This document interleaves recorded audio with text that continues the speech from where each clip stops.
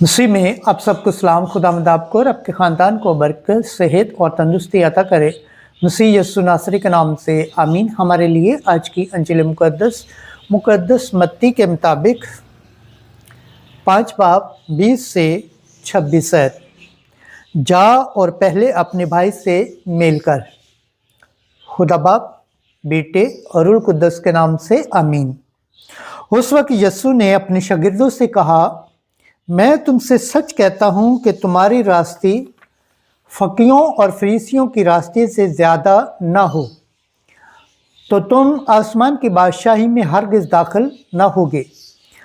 तुम सुन चुके हो कि अगलों से कहा गया था कि तू खून मत कर, और जो कोई खून करे वो अदालत में सज़ा के लायक होगा।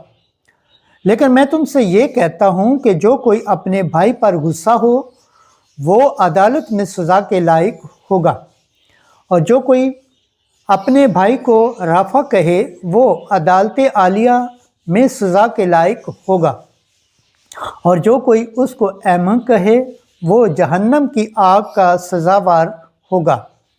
बस अगर तू कुर्बान गाह के पास अपनी नज़र ले जाए और वहाँ तुझे याद आए कि मेरे भाई को मुझसे कुछ शिकायत है, तो अपनी नज़र कुर्बान गाह के सामने छोड़कर चले जा। पहले अपने भाई से मेल कर, तब आके अपनी नज़र गुजरान। जब तक तू अपने मदई के साथ राह में है, जल्द उससे मेल कर, ता ना हो कि मदई तुझे मुंसफ के हवाले करे और मुंसफ तुझे प्यादे के सुपुर्द करे और तू कैद खाना में डाला जाए।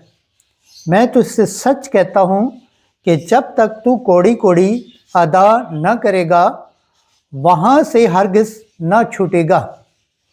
अंजिल मुक़द्दस के वसीला से हमारे गुनाह माफ़ किए जाए। ऐ मसीह तेरी सताइश हो।